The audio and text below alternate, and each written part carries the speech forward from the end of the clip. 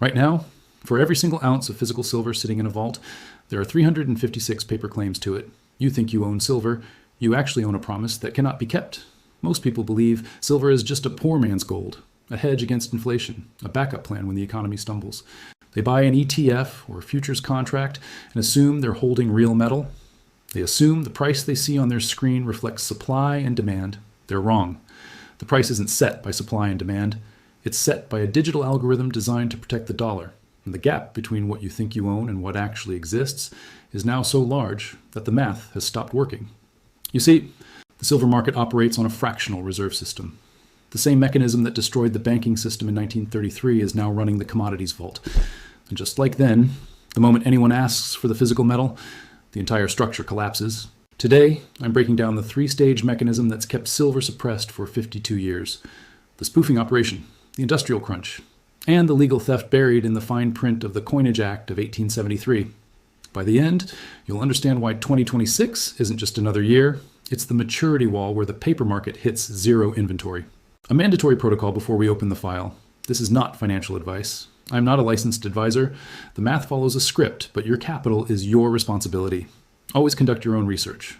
Let's start with the mechanism they don't want you to understand. The COMEX, the Commodity Exchange in New York, is where silver prices are set, not in a mine, not in a refinery. In a digital trading pit where contracts change hands at the speed of light. Here's the trap. On any given day, the COMEX trades 150,000 futures contracts. Each contract represents 5,000 ounces of silver, which means in a single afternoon, 750 million ounces of silver are traded on paper. 750 million ounces. That's nearly the entire global annual mining production traded in one session.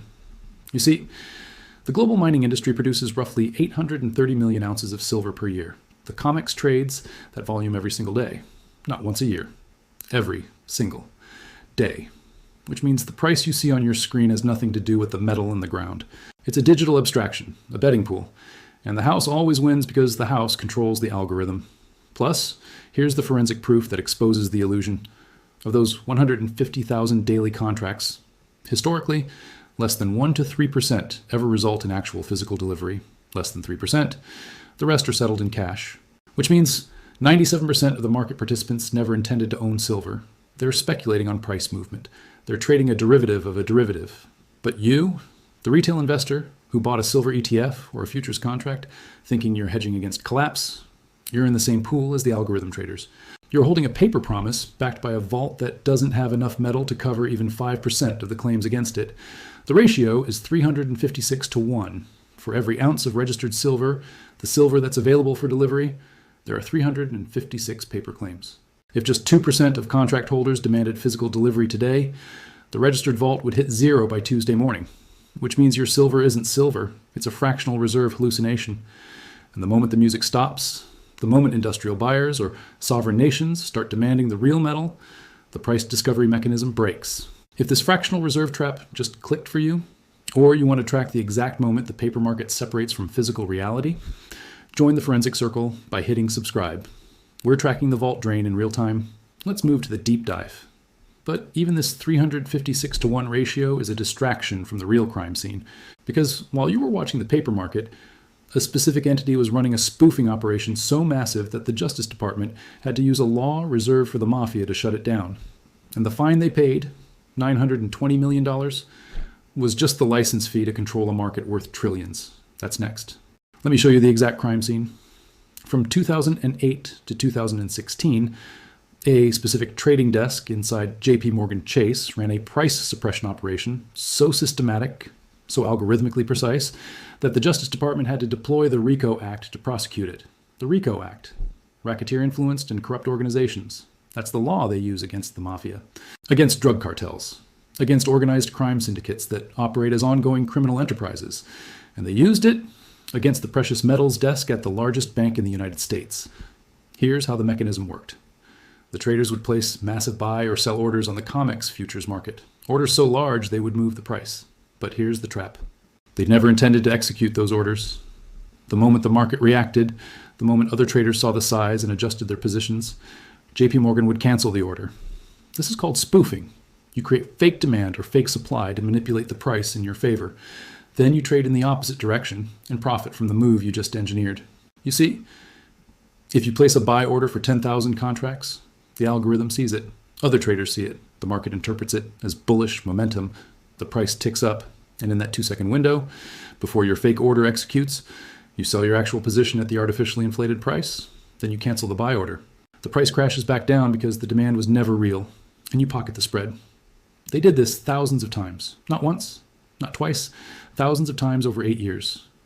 The forensic audit revealed over 64,000 instances of spoofing between 2008 and 2016. That's an average of 22 manipulations per trading day, every single day for 8 years, which means the price of silver you saw on your screen during that period wasn't a market price. It was a controlled price, a synthetic price designed to benefit one entity while keeping retail investors and industrial buyers locked into a suppressed range.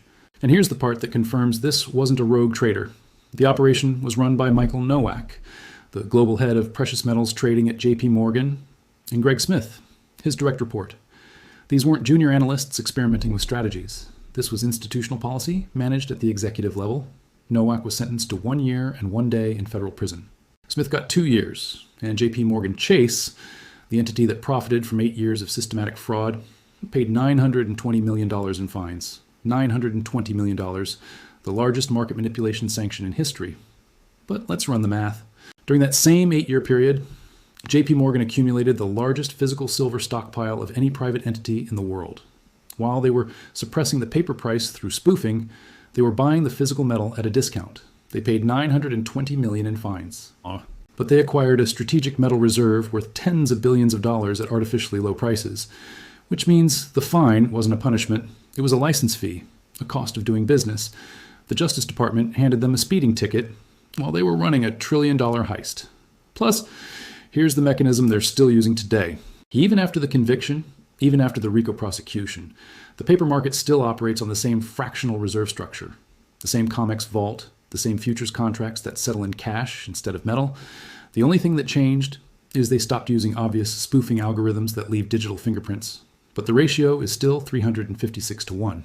The registered vault is still a fractional reserve, and the countdown to zero inventory is still running. Now let's overlay the industrial crunch that makes 2026 the mathematical breaking point. In 2025, silver hit $83 per ounce, the highest price in over 4 decades. And when it crossed that threshold, the short positions that had been suppressing the market for years started to collapse. You see, the shorts, the entities betting that silver would stay cheap, were underwater. They were paying more to maintain their positions than they could make by closing them, which means they had 2 options: cover the short and take the loss, or keep rolling the contract forward and hope the price crashes. They chose option 2. But here's the trap.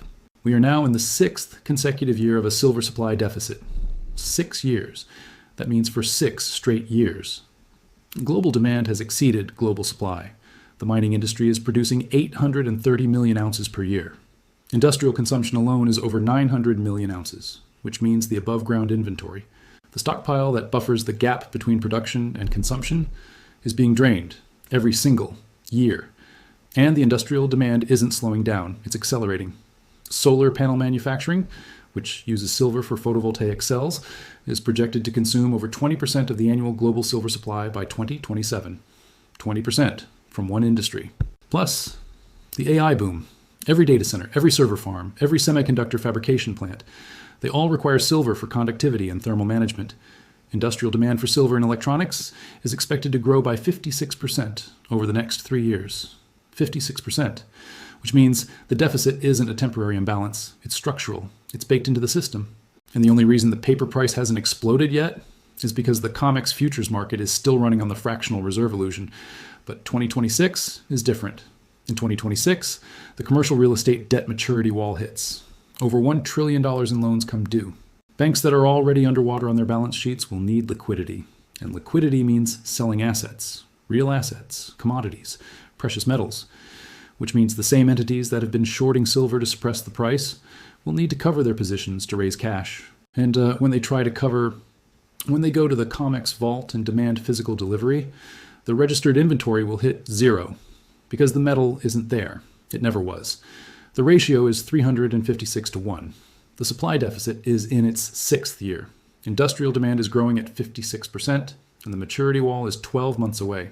The math is no longer sustainable. But this suppression mechanism, this fractional reserve trap, didn't start with J.P. Morgan in 2008. It started in 1873 with a single law that quietly removed silver from the monetary system and transferred wealth from the people to the bankers. That's the crime scene we're opening next. The suppression of silver didn't begin with J.P. Morgan in 2008. It began on February 12, 1873, with a law so quietly passed, so deliberately obscure, that it wouldn't earn its nickname for another 20 years. They called it the Crime of 1873. Here's what happened. On that date, Congress passed the Coinage Act of 1873. On the surface, it was presented as a routine modernization of U.S. mint operations. Technical cleanup, administrative efficiency, the kind of bill that gets passed without debate because nobody reads the fine print. But buried in Section 15 of that act was a single clause that removed silver from the list of authorized coins for circulation. Silver, which had been legal tender in the United States since 1792, was quietly deleted from the monetary system. No announcement, no public hearing, no vote that made headlines, just a clause in a technical bill that shifted the foundation of American money from bimetallism to a gold standard. You see, before 1873, the American monetary system operated on two metals, gold and silver. Citizens could pay debts in either. Farmers and laborers, the working class, primarily used silver. It was abundant. It was accessible. It was the people's money. Gold was the bankers' money. Gold was scarce, concentrated, controlled by a small number of financial institutions in New York and London. And if you could force the entire economy onto a gold standard, you could control the money supply by controlling the gold supply. Which means the crime of 1873 wasn't about economics, it was about power transfer. Here's the mechanism. When silver was demonetized, the demand for it as money collapsed. The price crashed. Silver miners went bankrupt. Farmers who had been holding silver as savings saw their wealth evaporate overnight. But the bankers, who held gold, saw their purchasing power explode, because now the only legal money was the money they controlled. Plus, the demonetization triggered a deflationary spiral that lasted for 2 decades. Prices fell. Debts became more expensive in real terms. And the people who owed money, the farmers, the laborers, the small business owners, were crushed under the weight of debts that could only be repaid in gold they didn't have, which means wealth flowed upward, from the rural working class to the urban financial elite, from silver holders to gold holders, from the people to the bankers. And here's the forensic proof that this was coordinated. In November 1910, 37 years after the crime of 1873, a group of bankers and politicians met in secret on Jekyll Island, Georgia. The meeting was arranged by Senator Nelson Aldrich, the same Senator Aldrich whose daughter married John D. Rockefeller Jr., the same Aldrich who represented the banking interests of J.P. Morgan and the Rothschild network. They met for 9 days. No press, no minutes, no public record. And when they left Jekyll Island, they had drafted the blueprint for the Federal Reserve Act. The Federal Reserve Act, passed in December 1913, completed what the crime of 1873 started. It formalized the gold standard. It created a central bank controlled by private financial interests, and it relegated silver to the status of a commodity. No longer money, just an industrial metal subject to market manipulation. Which means the same interests that suppressed silver in 1873 institutionalized that suppression in 1913. And the mechanism they designed, a fractional reserve banking system backed by gold and controlled by a private central bank, is the same mechanism that's running the COMEX vault today. Here's the pattern. 1873. Silver is removed as legal tender. Wealth concentrates in the hands of gold holders. 1913. The Federal Reserve is created. The dollar becomes a debt instrument backed by gold. 1971. Nixon closes the gold window. The dollar becomes a pure fiat currency backed by nothing. 2008 to 2016. J.P. Morgan runs a spoofing operation to suppress silver while accumulating the physical metal. 2026, the maturity wall hits, the paper market collapses, and the entities that have been suppressing silver will be the only ones holding the physical asset. You see the script. Every 50 to 60 years, the monetary system resets, and every time it resets, the same mechanism is deployed. Suppress the people's money, concentrate the scarce money, and when the crisis hits, the entities that control the scarce money control the system. Silver was the people's money in 1792. It was removed in 1873. And for the last 153 years, it has been systematically suppressed to prevent it from challenging the dollar's dominance. But the industrial demand is breaking the suppression. The AI boom, the solar transition, the electrification of everything. These aren't monetary policies that can be reversed by a central bank. These are physical supply chains that require physical metal. And the paper market, The fractional reserve illusion that has kept silver suppressed since the COMEX was founded in 1898 is running out of inventory. The crime of 1873 shifted power from silver to gold. The Federal Reserve Act of 1913 shifted power from gold to debt. And the 2026 maturity wall will shift power from paper to physical. The cycle is repeating. But this time, the bankers are on the other side of the trade, because while they were suppressing the paper price, they were accumulating the physical metal. And when the vault hits zero, when the ratio of 356 to 1 collapses to zero, the price discovery mechanism will break. Which brings us to the final question. What happens when the music stops? What happens when industrial buyers demand delivery and the COMEX vault has nothing left to give? That's the close. So here's what happens next. The industrial buyers, the solar manufacturers, the semiconductor fabs, the AI data centers, they don't care about paper contracts. They need the physical metal to build their products. And when they go to the COMEX vault and demand delivery, the registered inventory will hit zero. The shorts will scramble to cover. The paper price will detach from physical reality. And the entities that spent 8 years suppressing the market while accumulating the metal will be the only ones left holding a scarce asset in a supply-deficient world. Most people will ignore this data and continue holding paper promises. They will pay the price when the physical vaults hit zero. But if you're the type of person who refuses to be a victim of the script, subscribe. We hold ourselves to a different standard here. The math is no longer sustainable. The ratio is 356 to 1. The deficit is in its 6th year. The industrial demand is growing at 56%, and the maturity wall is 12 months away. The crime of 1873 removed silver as legal tender. The Jekyll Island meeting in 1910 institutionalized the suppression. And the spoofing operation from 2008 to 2016 was just the most recent chapter in a 153-year script. The law was passed. The vault was empty. And by the time the sun rises, the world's reserve currency will have changed forever.